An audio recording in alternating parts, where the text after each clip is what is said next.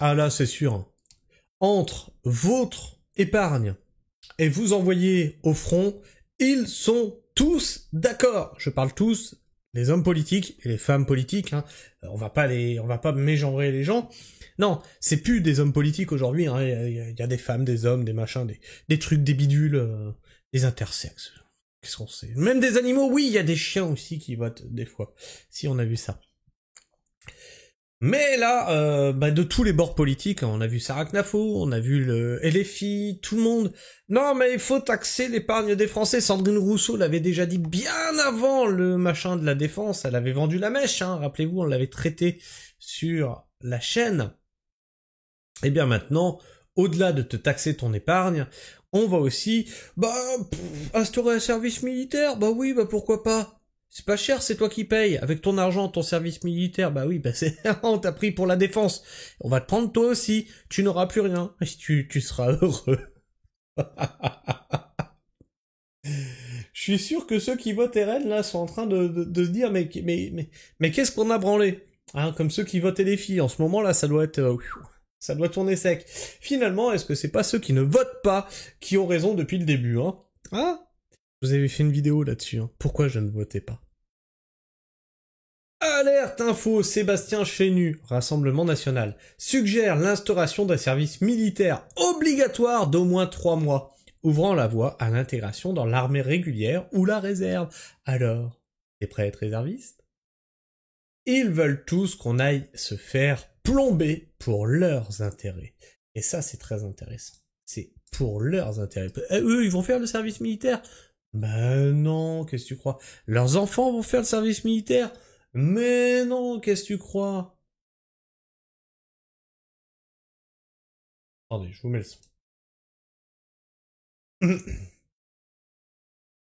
Il faut dire que c'est plutôt Emmanuel Macron qui lui-même n'est pas très réaliste, puisqu'il nous a entraînés sur une piste qui était celle du service national universel, le SNU, qui est un échec patent. Ça partait d'ailleurs plutôt d'une bonne idée, mais c'est un échec total. Je le souligne parce que dans le budget d'ailleurs qui a été voté, le budget de notre pays, il n'y a plus aucun crédit d'ailleurs pour le service national universel. Il explique, fini, entre parenthèses, que dans quelques semaines, donc, il va annoncer une nouvelle refondation de ce Mais donc ça, c'est quand même un sacré échec d'Emmanuel Macron. C'était une promesse. Non, je ne dirais pas que c'est un échec. Non, je ne dirais que ça n'a pas marché. C'est un échec, ça n'a pas trouvé ses objectifs, ça a manqué sa cible. Alors tu vois, là c'est pareil, on te dit le SNU ça n'a pas marché. C'est un échec. Et de l'autre côté, on te dit qu'il y a 68% des jeunes qui veulent s'engager. Si, c'est les sondages qui le disent. C'est bizarre parce qu'il y en a aucun qui voulait faire le SNU. C'est bizarre. Et Emmanuel Macron nous a fait perdre du temps et de l'argent, accessoirement. Donc ça, première chose, Emmanuel Macron n'a eu aucune vision en ce qui concerne l'idée d'un service militaire, ou en tous les cas universel, pour la France. Nous, on considère, on pense qu'il y a la nécessité de réinstaurer un service militaire sur 3 mois. T'aurais dit ça il y a 5 ans. T'aurais dit ça il y a 10 ans. Je dis pas. Mais le fait que tu le dises maintenant, ça pose un certain problème. Devine pourquoi c'est pas le bon timing. Pourquoi le Rassemblement National parle de ça maintenant? Pourquoi tous les partis politiques parlent de ça maintenant? C'est bizarre, ils sont tous d'accord. Pour te prendre ton pognon, pour t'envoyer au service militaire. C'est étrange, hein, étrange. Minimum, qui permettent ou de former des gens pour aller dans l'armée régulière ou dans l'armée de réserve. Parce qu'en fait, on aurait besoin d'une armée non pas forcément professionnelle, on n'en a pas les moyens, ça coûte très cher, mais d'une armée de réserve. Donc former... Ce qu'on appelle la chair à canon. Hein. C'est de ça que tu as besoin, de la chair à canon. Des réservistes. De façon obligatoire. Ces 3 mois-là. De façon obligatoire et pour les garçons et les filles. Mais il y a quand même, il faut bien l'intégrer, un problème d'encadrement, un problème de structure. Ce sont les militaires qui nous le disent. Au-delà même du coût en tant que tel, nos capacités d'encadrement ne sont pas suffisantes aujourd'hui pour un service national. Tu le vois, lui, au service militaire? Avec sa gueule de premier de la classe? Regarde-moi ça. On dirait, comment il s'appelle les moins de 10, là. Louis Vignac. Louis Vignac.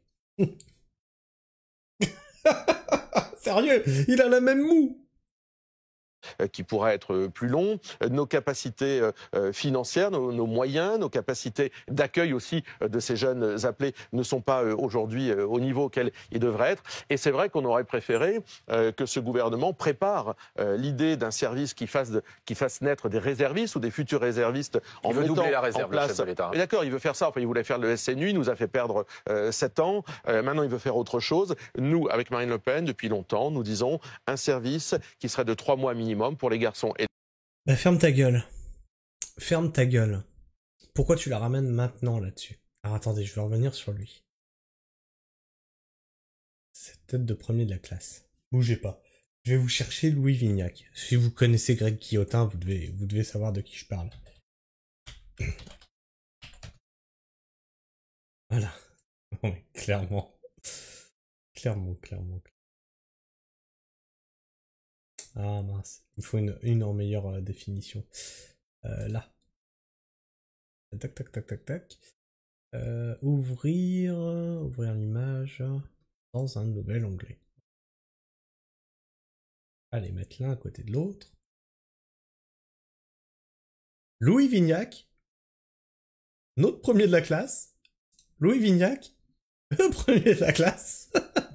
Alors Louis Vignac, c'est un personnage fictif, hein, qui déteste les moins de 10, les moins de 10 000 euros par mois. Comme quoi, hein, c'est inspiré de personne qui pourrait exister. Hein. Alors, qu'en pensent les gens? Il va aller les chercher comment, les racailloux des banlieues de France et de Navarre, pour les incorporer. Je vais t'expliquer comment ça va se passer. On va te dire, oui, mais non, mais pas eux, parce que ça risque de les stigmatiser encore plus, ils ont trop souffert. Non! Ça, c'est bon pour toi et moi, ceux qui respectent la loi. Oui, c'est tout. Ah, ceux qui vont aller se faire crever en Ukraine, c'est toi et moi, bien sûr. Ah ouais. T'inquiète. Il n'y a pas le budget, la France est en faillite, il n'y a pas les bâtiments, il n'y a plus de formateurs, etc. Démagogie, quand tu nous tiens. Ah oui, mais ils sont en train de te taxer justement pour remettre tout ça en route. Si, non seulement on te prend ton pognon, mais en plus, c'est pour t'envoyer faire le service militaire. Ah, ils te prennent tout. Toi, ton pognon, ton gosse, ta femme. Eh ben oui, ta femme aussi, et pour les femmes aussi, il a dit. Qu'il commence par lui, tous ceux qui soutiennent la guerre, qu'ils partent en premier surtout. Je suis tout à fait d'accord. Et pour info, donc elle nous partage un screen. Devinez quoi? La Cour européenne des droits de l'homme reconnaît la culpabilité de l'État ukrainien dans le massacre des russophones d'Odessa en 2014. Et ça, j'arrête pas de vous le dire. La Cour européenne des droits de l'homme reconnaît la culpabilité de l'État ukrainien. Donc pourquoi l'Europe soutient l'Ukraine, puisqu'ils sont coupables d'avoir massacré les russophones en 2014. C'est de là que tout est parti. Un des éléments déclencheurs de la guerre d'Ukraine. Monsieur Kat qui nous dit, on se rappelle le SNU, un gadget de Macron qui nous a coûté un pognon de dingue et des mises en cause d'harcèlement pour être abandonné. Non, mais sérieusement, a-t-il seulement calculé le coût de cette proposition avant de proposer une ineptie? Le coût, il s'en fout. Ce qu'il voit là, c'est qu'il va falloir des hommes à envoyer comme chair à canon. C'est tout ce qu'il voit.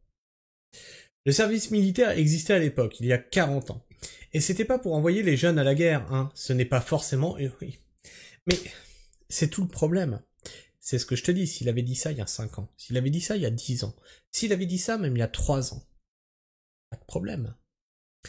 Qu'ils le disent au moment même où on te dit on va prendre ton épargne pour financer la défense sur fond de guerre mondiale avec un président qui arrête pas de taquiner la Russie. Excuse-moi, si c'est pas pour nous envoyer au front, c'est quoi? Ce n'est pas forcément une mauvaise idée tant que ça reste un stage et non un baptême. T'as pas écouté ce qu'il dit en fait. Pour t'envoyer dans l'armée régulière ou un réserviste. C'est pas un stage, hein. C'est pas un stage. C'est acté après, t'es réserviste. Il dit, John DeLorean, il dit beaucoup de conneries. Et les politiques seront exemptés? Non, parce que lors du Covid, ils étaient exemptés de se faire vacciner. Ils étaient aussi exemptés de mettre des masques, hein. On les a vus, hein, lors des soirées sans masque, etc. Non, mais le virus, eux, ils les atteignaient pas, tu vois. Le poison étant réservé au peuple. J'attends de voir comment ils financent tout ça. On n'a pas le personnel encadrant, pas les matériels, et plus les casernes. 3 mois, c'est de la formation civique, pas militaire. On n'est pas sorti des ronces avec les bas du casque. Les chances pour la France seront exemptées? Juste les Français de souche pour faire de la chair à canon? Et c'est intéressant de voir que ils demandent ça à un élu RN. Les gens commencent à voir que le Rassemblement National, c'est du pipeau. C'est rigolo, hein? Parce que jusqu'à présent, la justice donne l'impunité aux habitants des zones de non-droit, alors il semble utile de poser la question. Il faut voir un peu plus loin. Un service militaire bien aménagé serait profitable aux notions de citoyenneté, discipline, d'appartenance à une nation qui nous font défaut. Je suis assez d'accord avec ça. Le service militaire te permettait de travailler en groupe, etc., d'avoir une cohérence de groupe et de gommer les écarts sociaux le temps du service militaire. Seulement là, on est dans un autre contexte. Sans imaginer envoyer nos enfants se battre. Ah oui, t'as des enfants toi? Parce que si tu n'imagines pas que derrière ça, c'est pour la guerre en Ukraine, je sais pas ce qu'il te faut, hein. Ah, le réveil va être douloureux, hein. Ah oui, bon, d'accord. Ok. Pourtant, ok. Sans imaginer envoyer nos enfants se battre. Il ne faut pas être dans le déni et pouvoir opposer nos forces. Ils veulent construire avec quoi les casernes? 3 mois pour apprendre le fonctionnement des armes sophistiquées et les choses de la guerre. Il se fout complètement des Français, ou il est complètement ignare. C'est jamais la bourgeoisie qui se retrouve dans les tranchées. Voilà. Et même si t'as un fils de bourgeois qui va se retrouver au service militaire, devine où il va être. Devine où il va être. Au poste à décision. Ah non, mais lui il ira pas devant les balles. Ah bah faut pas déconner. Et cette image est très parlante. Justement, quand je vous disais le fils du bourgeois, lui, sera au poste à décision. Voilà. Là, tu as le peuple qui est là. Il part à la guerre. D'accord? Et là, t'as les officiers. Et le peuple qui revient de la guerre, qu'est-ce qu'il a? Juste des blessures, des cadavres, des handicaps. Et les officiers, les médailles. Voilà. Ils font pas le travail, ils sont pas sur le front, mais c'est eux qui sont décorés. Ok?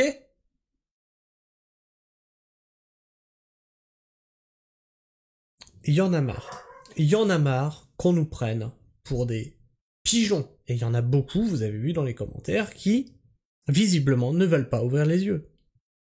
Je sais pas ce que tu penses de tout ça. N'hésite pas à me partager ton avis, ton opinion dans l'espace commentaire. Et tu t'abonnes si t'es encore là en fin de vidéo et que la vidéo t'a plu. N'hésite pas non plus à vérifier que tu es toujours abonné puisque YouTube en désabonne certains d'entre vous. Et le partage. Partage cette vidéo pour montrer que, quel que soit le bord politique, ils veulent nous envoyer se faire trouer la peau pour sauver l'Europe, hein? Sauver l'Europe.